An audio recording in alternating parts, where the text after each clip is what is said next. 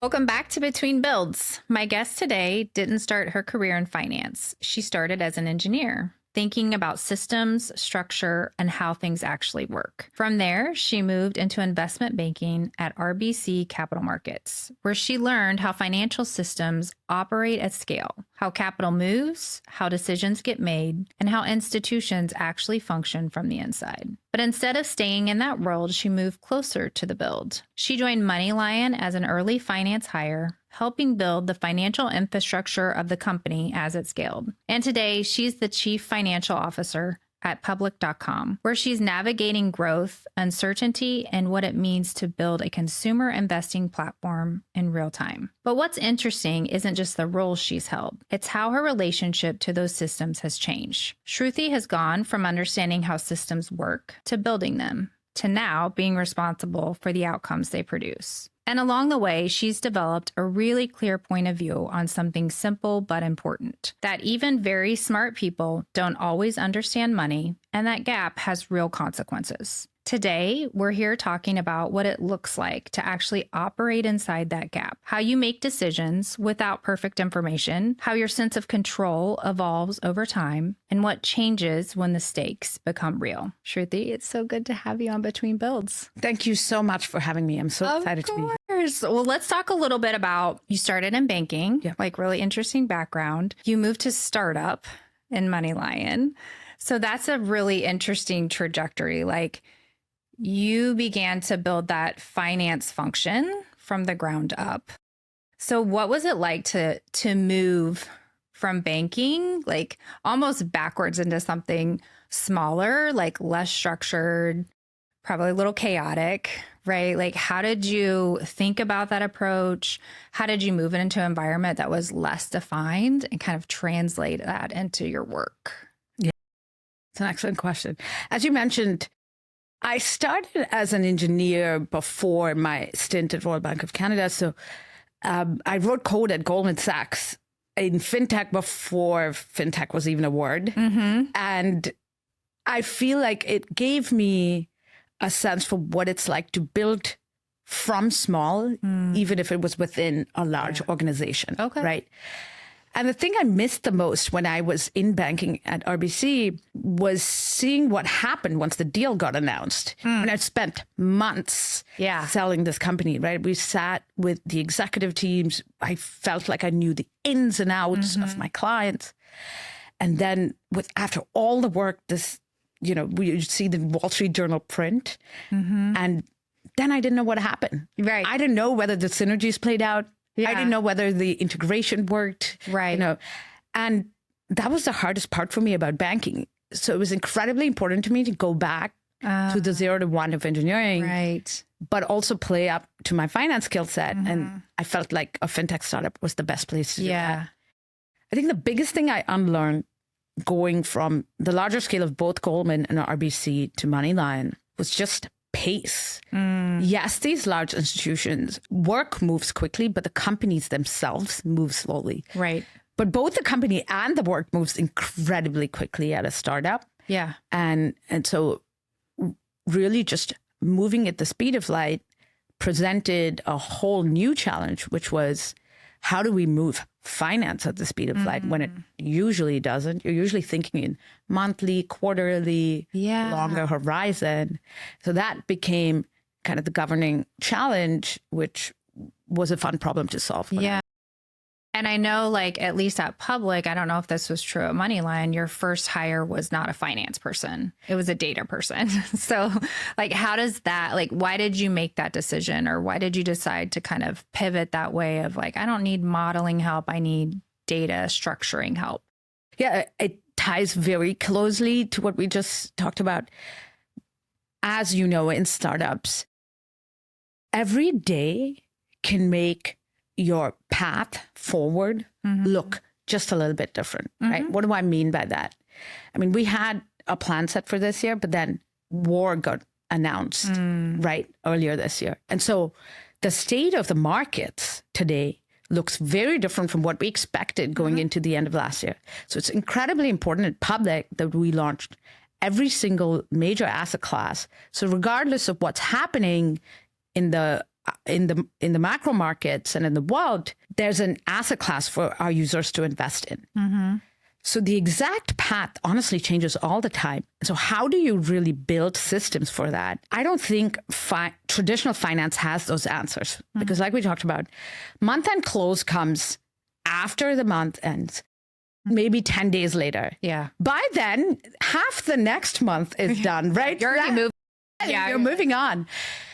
So the only way you can really instrument startups, in my opinion, today is to rely heavily on data that gives you a view of your financial picture as you stand today, if possible within the hour, if possible within the minute. Right. So that when war gets announced, you can say, okay, this is what our mix looks like today, and here's what we expect, and let's keep an eye on it tomorrow and the day after. And that's what we can do at Public. And we started to do at Moneyline by the time I left, but the seed of that kind of solution was really born over data ownership at Moneyline as well.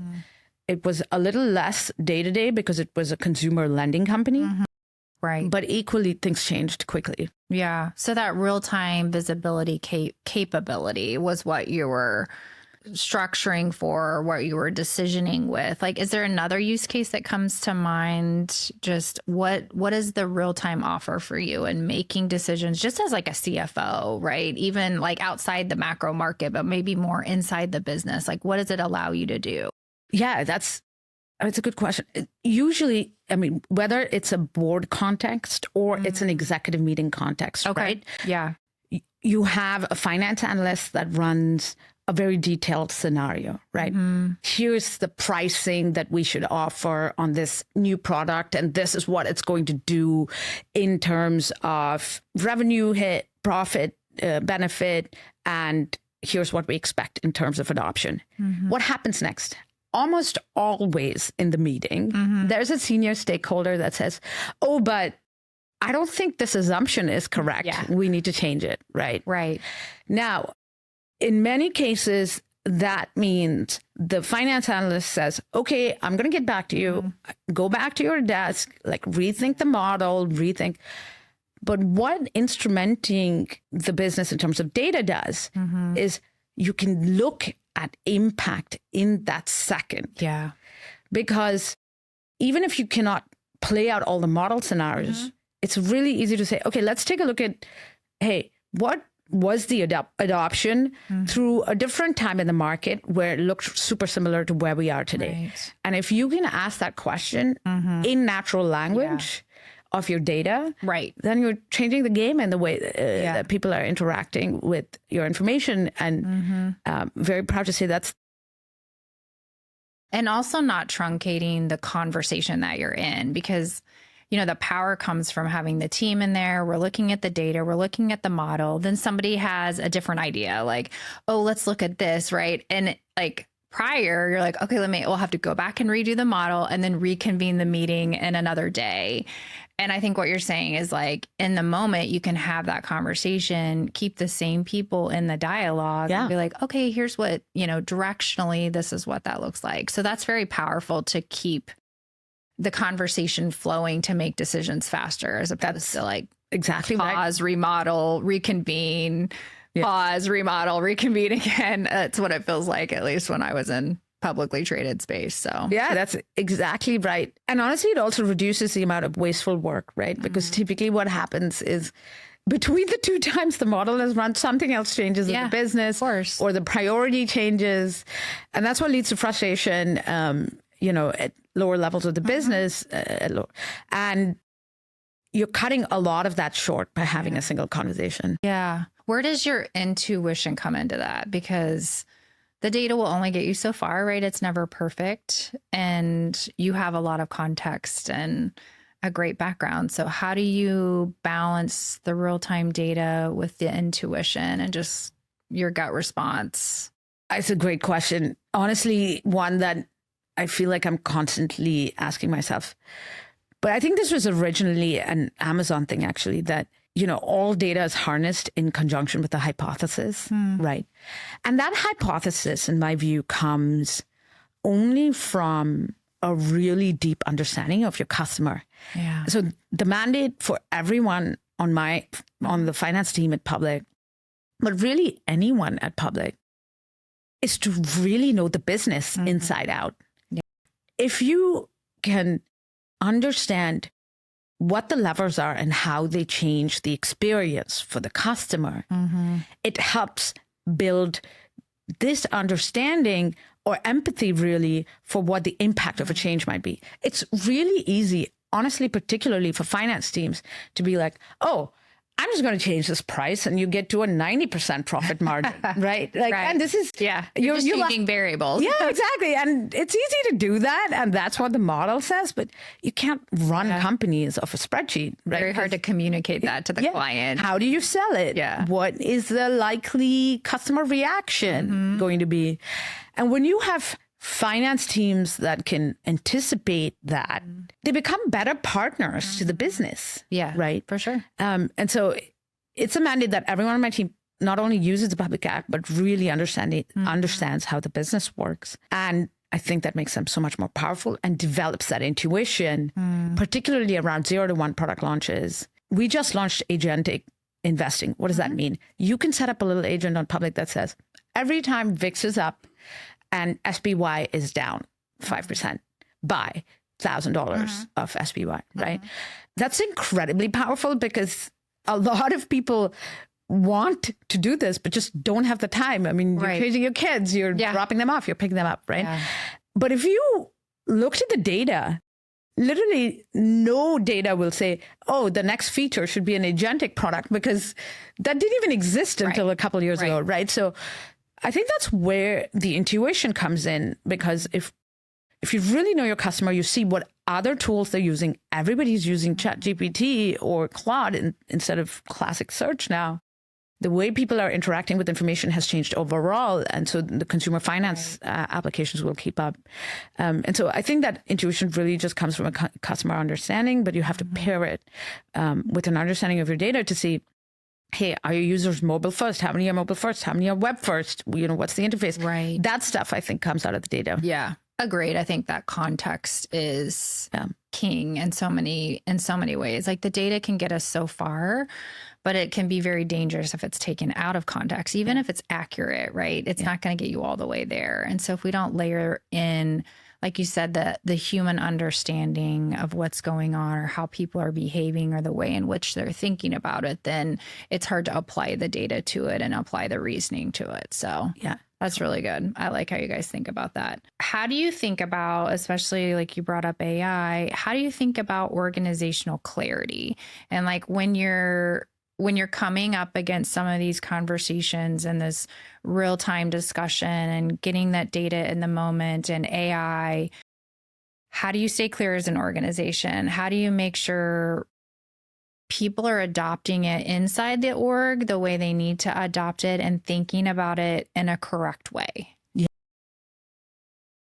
I know there's no silver bullet for this, but I think I'm actually super curious to hear your perspective as someone who sits across from a lot of people that look like me. But I firmly believe my number one job is clearly articulating the equation for the business. What are the key variables and leading indicators that lead to outcomes, right? And the more complicated your business becomes, which is a natural outcome of just scaling. It's true for us too. We have, over 20 different revenue streams, a super diversified revenue model. When you get to the point where you make money a lot of ways, which is always a good problem to have, you need to focus even more on simplifying the equation. So everyone in the business, whether you're talking to someone in customer experience or marketing or product or within the finance team, tells you this is what moves the needle for the business. And so I think a key part of that organizational clarity is having a simple equation to represent the business, sharing that frequently and widely, and measuring those leading indicators. Now, it sounds somewhat obvious, but I think it's not so easy to do it well and consistently. Yeah. And I think that's what we've been able to do at Public. That's amazing. And I think to your point, it's not glamorous. Like when I talk to people, like I'm like, okay, we're just going to pick 3 things that we need to be excellent at and make sure we're executing it all the way down into the organization. And we're going to talk about that in a minute. Like what happens when you get to kind of that middle layer where some things get stuck. Yeah. Right. But it's really getting clear about here's the things that need to be needle movers for us right now in this season. And we've got to get the excellence and the discipline going all the way down the stack so that there can be true efficiency, true growth, and like we're firing on all cylinders. I think, even when you have multiple revenue streams, of course, everyone has to do it well, but you can only perfect so many things at a time, right? And so that organizational clarity is really important, saying, hey, we're putting our eye on these 3 things right now, or these 2 or 3 things right now to get it right, to get up to market, to focus on growth, to double down on a channel that's working really well for us. It doesn't mean these other things become unimportant. Like I need you to continue to do what you're doing well and refining.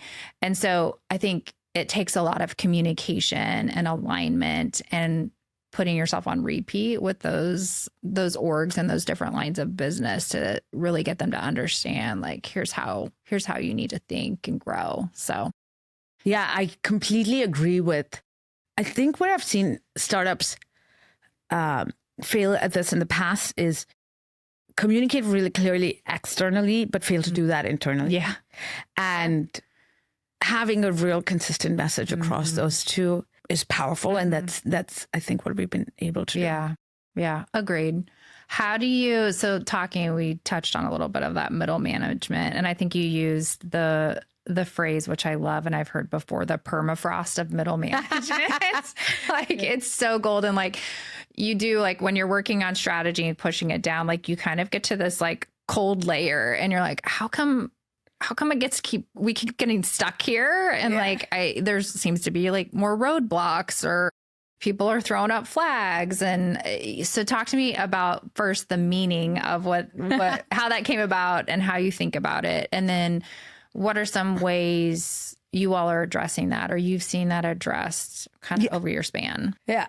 I love that term and I wish I had coined it, but all credit to an amazing HR leader that, I've known over the years. I mean, the permafrost of middle management is real. And as someone who's worked at large organizations, that was the first half of my career. Yeah. It's just a disconnect between the stated strategy, focus, and maybe the mission, vision, values, which all sound really lofty, right? And the way the organization actually works, yes, right? And it's incredibly frustrating. I was that analyst coming up the ranks and unable to make the connection between the work that I was doing and this impact that, all the CEOs and CFOs and the C-suite was talking about in the media, right? And now being kind of on the other side of that, or being part of the executive team, one of the things I've been extremely clear about in my journey is not to have people work for me as much as work with me. And inversely, like working alongside my teams versus overseeing. Yeah. And it manifests in a number of different ways, but one of the terms that we often use at Public is a player coach mentality. What does that mean? I'm pushing for AI adoption within the company overall. This is something I talk about with all of my direct reports, a number of cross-functional stakeholders. But the first question is, how much am I using it and how much am I adopting it? And a lot of the automation that we're building, I'm playing with it myself, right? And that's the only way I can ask the right questions of the people who are playing with this technology that's changing literally every day, right? I think it serves 2 purposes. One, your team knows you're there in the trenches with them. So there's no like fuzzy middle where it's like, what exactly is that person on kind of doing? Us, them. Yes, exactly. It removes the us, them. And the second thing it does is honestly keep like leadership relevant because a lot of times the frustration, as I'm sure they're so out of sync. They have no idea what it looks like. Like I have to explain this to them and exactly. And don't know what I'm talking about.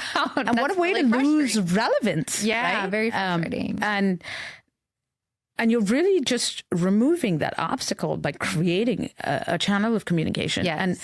I think the third huge benefit is just a personal connection with the people of your team, right? Now, having said that, this becomes harder and harder as you scale. And we've gone through, larger and smaller, both at Public and also at Moneyline. And so I'm not taking away from the challenges of running a significantly larger business where it's just impossible to. But I think as part of that, it's incredibly important to empower your managers to manage the way you do, right? Give them the information and the ability to manage with context. Yeah.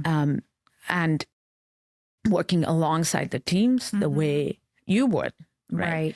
But if you give your managers too little context or don't give them the tools or the freedom to really just manage their teams themselves, you're taking the ability to build that connection with their teams, right? So I think how does it scale is kind of a $1 million question, and it's something we've paid a lot of attention to.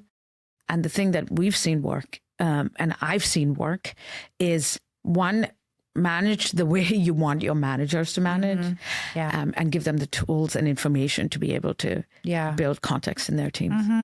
Yeah, I agree with that. And I think everybody kind of has to figure out how do you best engage that particular layer, because they are in a tough spot of like, they have to do the day-to-day, but they also have to have an ear to what the company is doing. And they're constantly kind of trying to balance the tension between the two. But I also love that particular like permafrost layer, because they have so much insight. And so if you can sit beside them and hear how they talk about their work and the things that are frustrating, it can deeply influence the efficiency of the organization. So like getting an ear to the ground, I think is very powerful, and getting them to engage in it.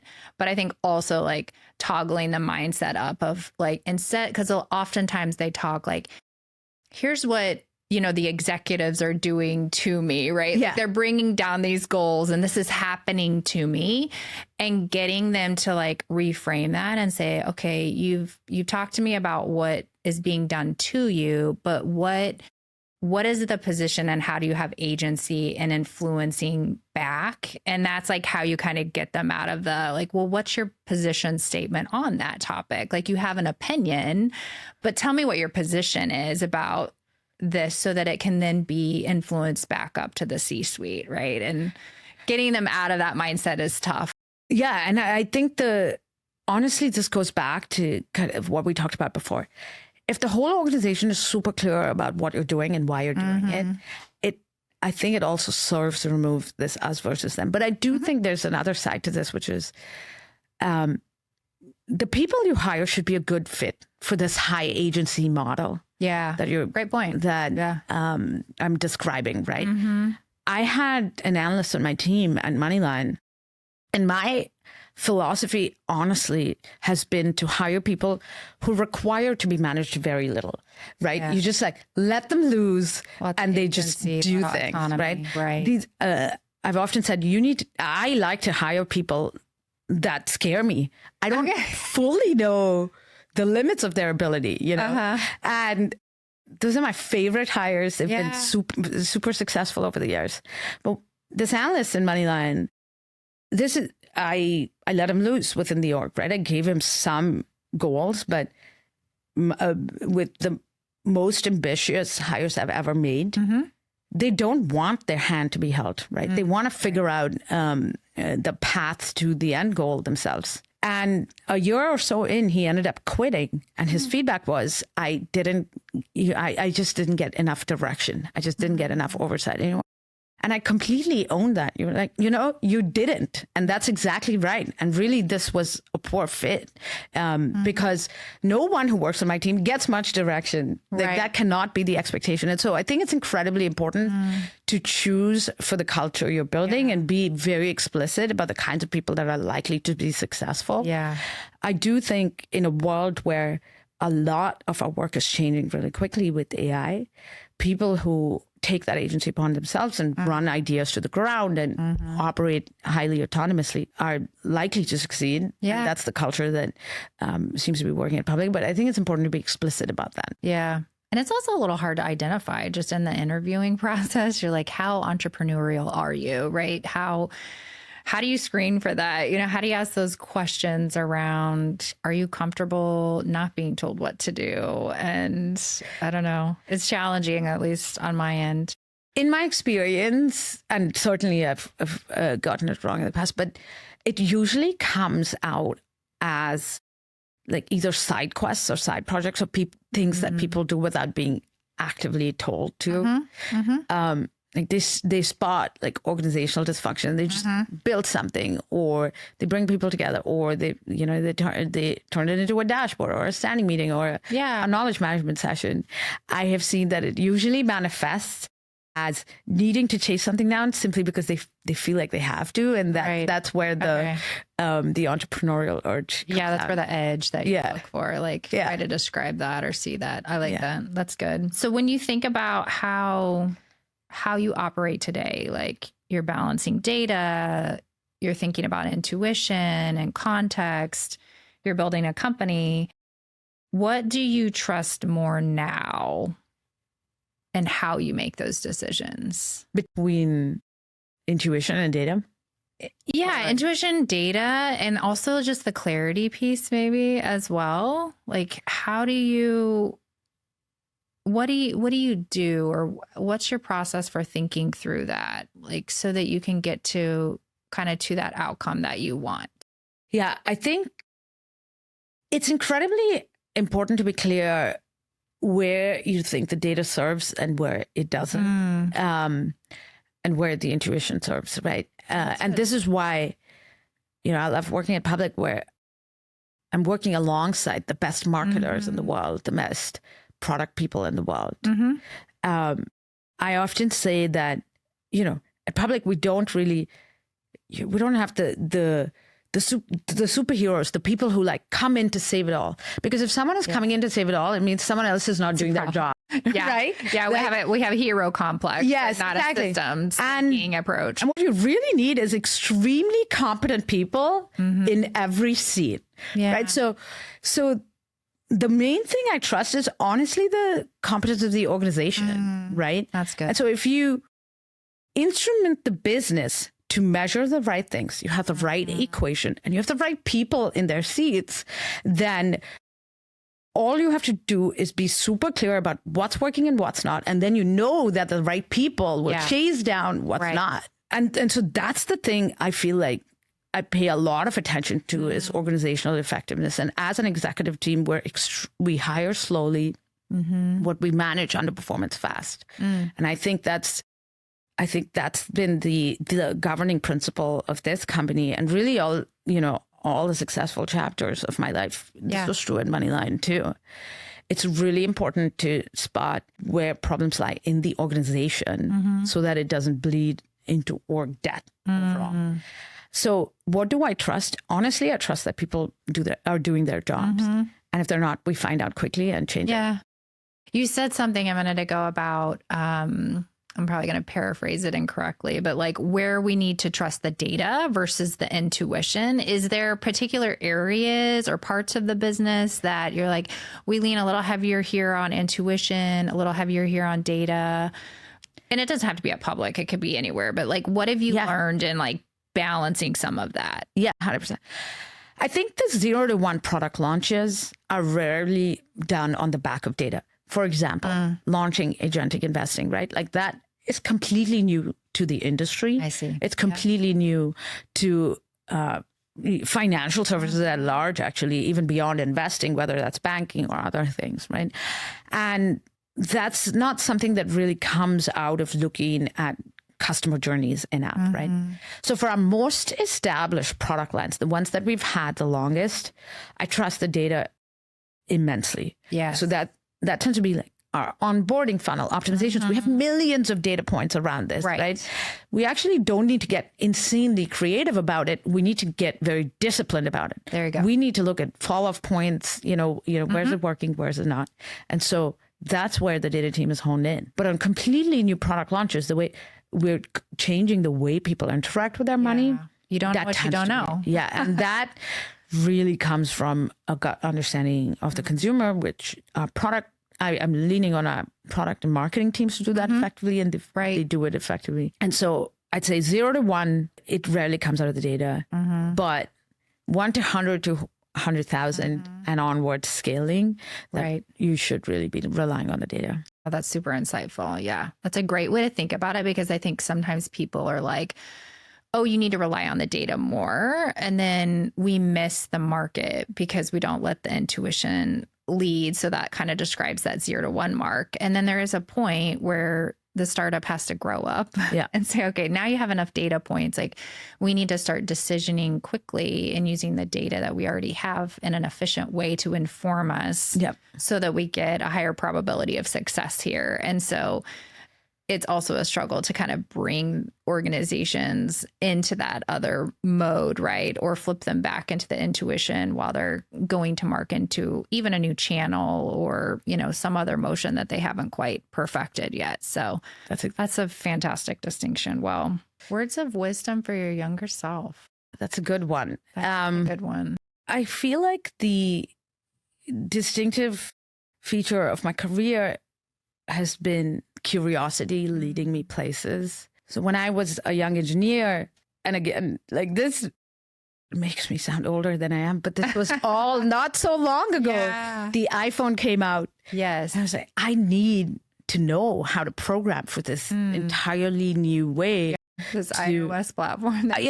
And so, you know, I was in India at the time, and I was working at Goldman Sachs, and I was one of 4 people in this company of tens of thousands of engineers who was working on Xcode at the time and writing apps for the mobile phone. And honestly, in that moment, I questioned it a lot because a lot of people around me were writing in Java. I was like, why? You know, I felt very torn about chasing a path that was uncertain versus a more, you know, well-tread path, right?